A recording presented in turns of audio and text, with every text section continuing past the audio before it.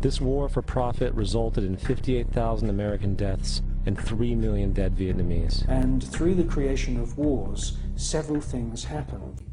There is a culling of the male population. Since the 1950s, we've had several reports from think tanks that feed information into the European Union, the British government, and also the American government, which are recommending depopulation. And there is several plans which we believe have been put in motion right now.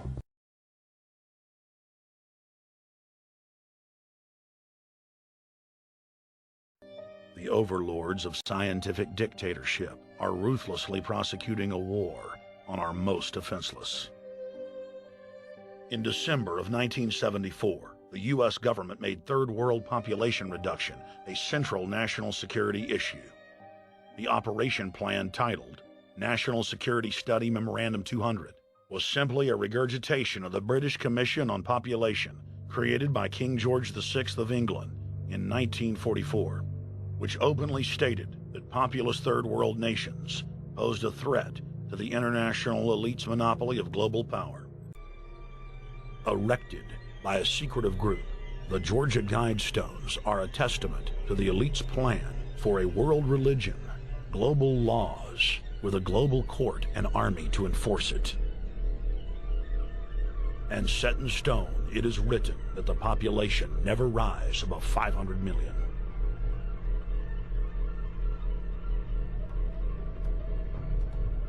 Depopulation should be the highest priority of foreign policy towards the Third World. Henry Kissinger, 1974. There's a need for a new world order, but it has different characteristics in different parts of the world. Now, none of this may succeed this time, but this to me is sort of the outline by which someday, in the next few years, a solution will emerge. By the 1970s, it was becoming increasingly clear that the population of Europe and white America was rapidly declining. Unless something was done, the expanding size of the population of Third World nations would pose a serious threat to national security of Masonically controlled countries. Western consumer power and productivity would reduce, and as a result, they would be completely dependent on that of the Third World population. Somehow, the gap between Western population and Third World population had to be a bridge to restore Western supremacy, or more precisely, Masonic supremacy, at a global scale. In the 1970s, President Jimmy Carter commissioned the Global 2000 report. The findings of the report blamed virtually all of the world problems on the population growth of non-white people.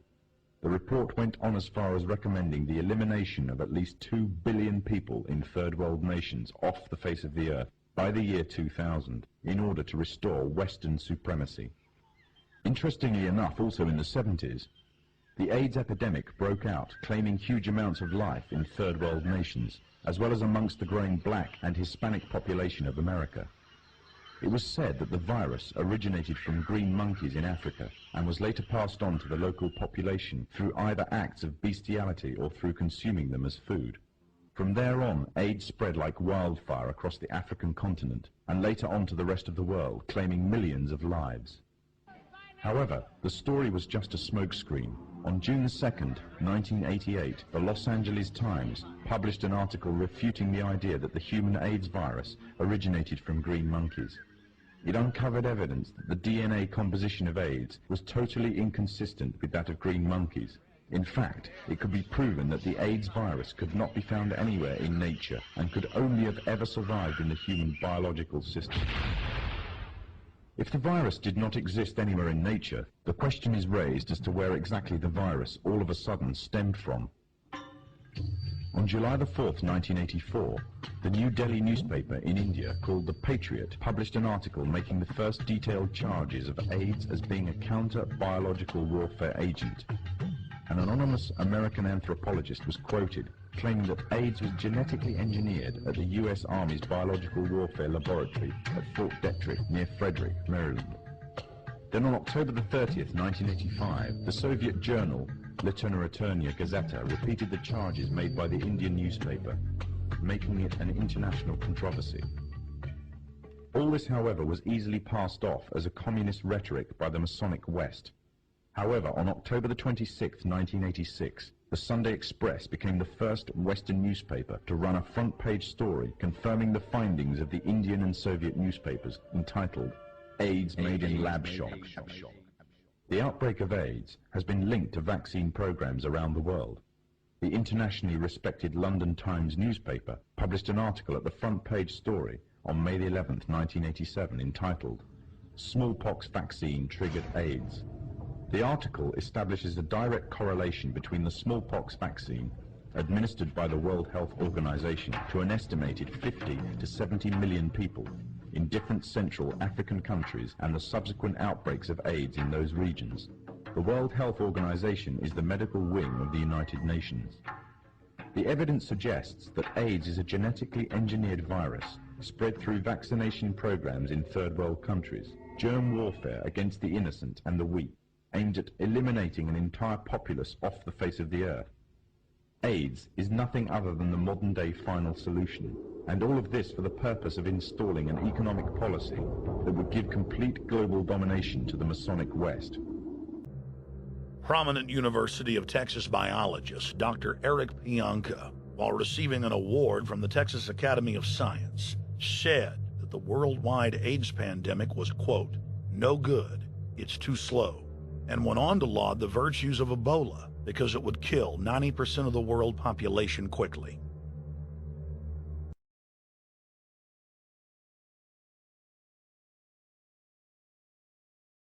Ebola, its own discoverer, calls it a spectacular virus, one of the most lethal, and now out of control in West Africa, according to Médecins Sans Frontières, where the deadliest outbreak on record is spreading like wildfire. And it is gruesome.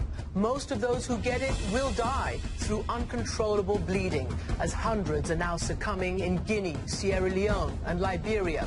As President Ellen Johnson Sirleaf calls this a national emergency, health ministers from across the continent are urgently gathering in Ghana right now to figure out how to try to combat this crisis.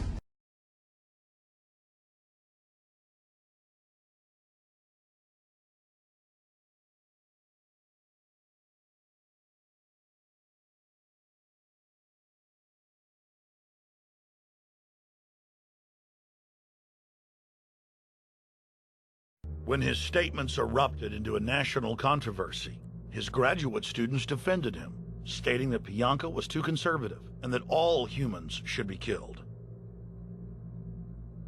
But most frightening was the fact that in a crowd of over 1,000 prominent scientists, local newspapers reported that 95% of those in attendance gave Pianka sustained standing ovations every time he extolled the virtues of mass-culling microbes and man's destruction.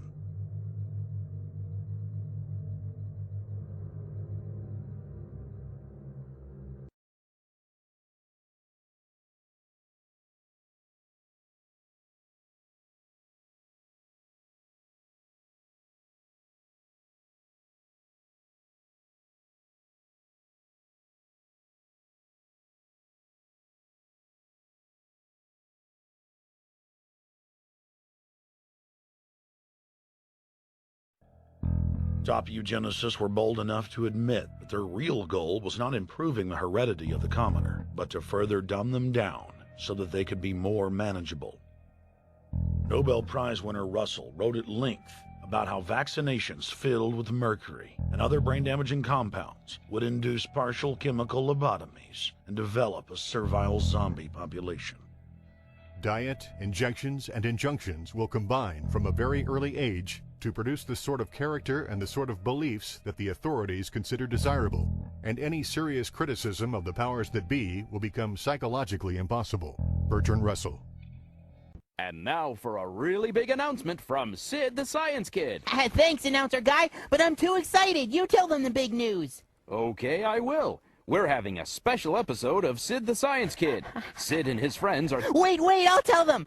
A very special nurse is coming to give us shots at school. Guess who it is? It's me, Grandma! And you're invited too. See you soon, scientists. Hey, kids, we're ready to roll.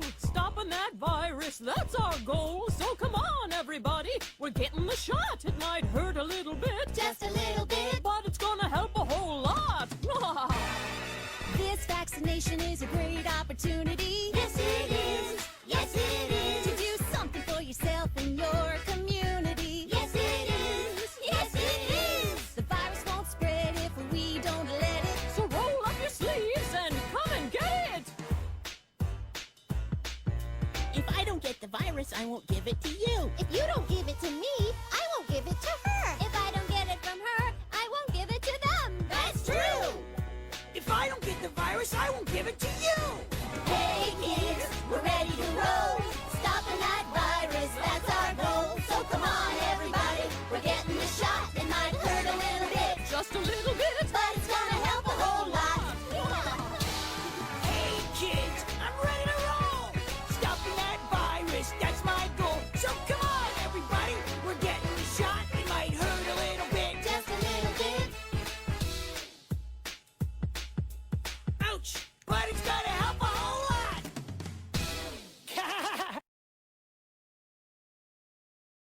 The Kissinger-authored U.S. plan targeted 13 key countries where massive population reduction was called for. Kissinger recommended that IMF and World Bank loans be given on condition that nations initiate aggressive population control programs, such as sterilization. Kissinger also recommended that food be used as a weapon, and that instigating wars was also a helpful tool in reducing population.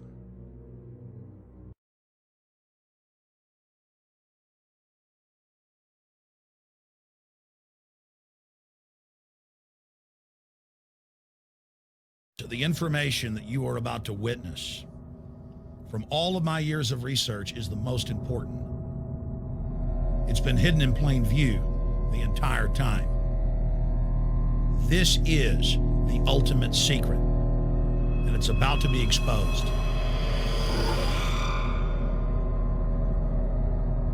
I have hundreds of government documents, textbooks, white papers, where for over 80 years, the elite of the Western world have talked about adulterating food and water to sicken and sterilize the population for the purpose of eugenics. It's all covered in the book Eco Science, written by the White House science czar, John P. Holdren, where they talk about a planetary police state to carry out the forced sterilization. They also talk about covert systems in the water and food to sterilize the population. Now, this was written decades ago, before he was White House science czar. Now, suddenly, the stuff in this book is all over the news. They're selling it to the public as if it's a good thing. You see here before you what an average person would buy when they went shopping at the store. Not everything here is bad for you, but much of it has compounds and artificial chemicals that have been added that are extremely toxic and bad for your health, and they have known this the entire time, and they have approved them for use. There are often hard-to-pronounce chemicals and unnecessary substances added to the food supply, which has many people wondering why they are even added in the first place. Let's start with aspartame.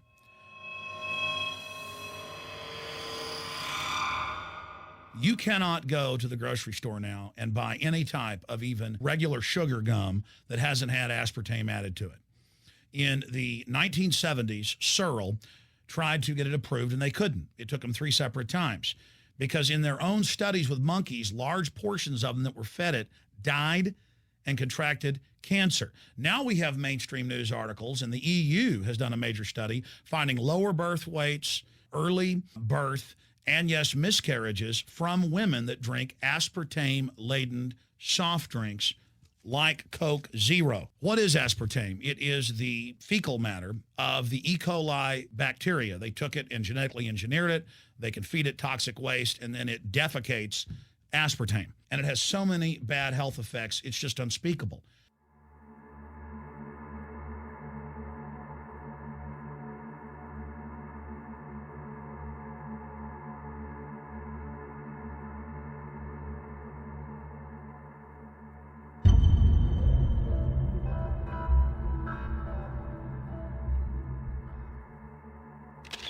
This is being done by design. It's also very, very addictive. But let's just go ahead and move away from aspartame and talk about McDonald's and chicken McNuggets. Now, I remember a decade ago or so reading health advisories claiming that a form of plastic that's used in silly putty, basically a type of silicone, was in the chicken McNuggets, but also in many other TV dinners and other foods. It is illegal in every other nation in the world to add these chemicals to the food, but it's not in the United States. The big secret is all of this was done by design by the FDA. Look at all the drugs they've approved, and then it comes out later that they knowingly approve them when these drugs are causing heart attacks and cancer.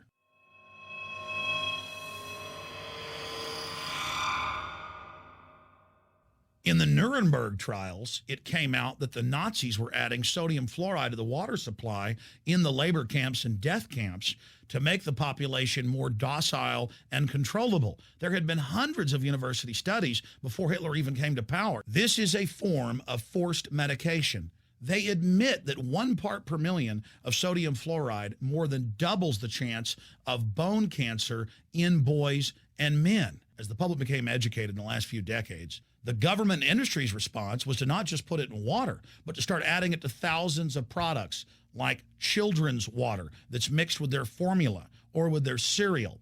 They started adding as much as 900 parts per million in things like powdered eggs. It causes reductions in IQ. It increases sterility or lack of fertility, and it's being added to so many of the daily staples that we consume. More than 85% of the corn now consumed in the United States, and it's also starting to trend that way in Europe and Canada, is genetically engineered. It grows its own pesticide within the corn kernels so that insects won't eat it. If the insects can't eat this and live, what do you think is going to happen when lab rats or humans eat it? We have literally hundreds of studies showing that not just Monsanto's, but other major GMO companies' corn, and that's the majority of corn we're now eating today in the United States, has been linked to organ failure in lab animals. The studies also show massive increases in sterility in rats and guinea pigs that are fed not just GMO corn, but GMO cotton seeds. Studies in India, Germany, and the United States have conclusively shown that when they feed the cotton seeds left over from the cotton crop from these genetically modified varieties, that the cows are having miscarriages, they are having low birth weights, or in many cases, they're simply dying. And what is in most processed foods? Genetically modified cottonseed oil. Major studies are also showing that genetically engineered crops are killing honeybees and monarch butterflies. But they don't stop there. Now they claim they're coming out with a genetically engineered mosquito that's malaria-proof that they're going to release into the open biosphere. The very genetic code of the planet is being butchered in a hostile corporate takeover. Many years ago, an executive from Monsanto was quoted in National Geographic as saying that that is their program, that they want to basically have their crops and their organisms take over the entire biosphere of this planet. And for them, it is legitimate to create Terminator technology so that farmers are not able to save their seeds. Seeds that will destroy themselves through a suicide gene. Seeds that are designed to only produce crop in one season. You really need to have a brutal mind. It's a war against evolution to even think in those terms. But quite clearly, profits are so much higher in their minds. And the major genetic engineer companies have focused mainly on 8 major food crops. Now they're expanding out into hundreds and hundreds and hundreds of other plants, literally changing the genetic code of the planet. This is a genetic dictatorship. This is genetic vandalism. And that's why the Rockefellers, the United Nations, and others have built these giant armored seed vaults all over the world, not just at the Arctic Circle. And they admit they're doing it in case all of this gets out of hand, that they'll have a type of Noah's Ark. It is an epidemic. The sperm count has dropped in the Western world exponentially. Even the government has been predicting within another generation, almost everyone is going to be sterile. This is the globalist religion. This is their philosophy. They want the planet for themselves. The UN has said that their stated plan is an 80% population reduction. You've heard Ted Turner call us useless eaters and feeders and say that 80% of us need to be killed. You've heard Prince Philip say he wants to come back as a virus to kill the majority of the world population. Dr. Eric Pianka, Peter Singer, it's all over the news where they tell us that we should only have one child because more than one is bad for the environment and that the recession is good for lowering our carbon footprint. This is the big secret. We live in a scientific dictatorship, and the United States and England are the epicenter of this, and it's expanding worldwide. Remember all the secret testing, all the secret sterilization that went on in the United States and Europe. Remember what Hitler did. He learned all of that from the eugenicist and the Rockefeller family in the United States. This is a culture of death being pushed on you and your family. And even if you think the world is overpopulated, you need to understand that you're being targeted by this as well.